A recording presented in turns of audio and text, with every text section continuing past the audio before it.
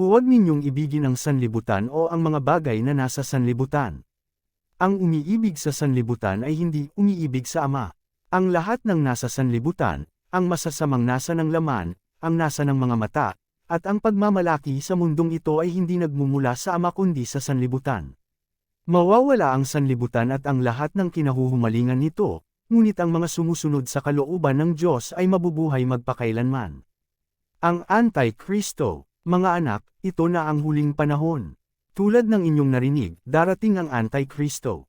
Ngayon ngay marami nang lumilitaw na mga Antikristo, kaya't alam nating malapit na ang wakas. Kahit na sila'y mga dati nating kasamahan, ang mga taong iyon ay hindi natin tunay na kasama. Sapagkat kung sila'y tunay na atin, nanatili sana silang kasama natin.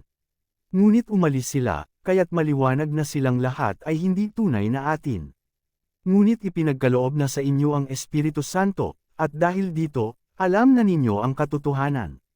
Sumusulat ako sa inyo, hindi dahil sa hindi ninyo alam ang katotohanan, kundi dahil alam na ninyo ito, at alam din ninyong walang kasinungalingang nagmumula sa katotohanan. Sino nga ba ang sinungaling? Hindi ba't siya na nagsasabing si Jesus ay hindi ang Kristo?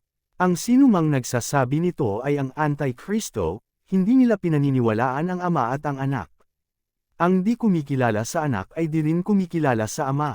Kapag kinilala ninyo man ang Anak, kinikilala rin niya ang Ama. Pakaingatan ninyo sa inyong puso ang narinig ninyo sa simula pa. Kung gagawin ninyo ito, mananatili kayo sa Anak at sa Ama.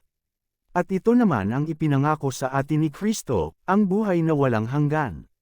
Isinusulat ko sa inyo ito upang bigyan kayo ng babala laban sa mga taong nagnanais na iliga kayo.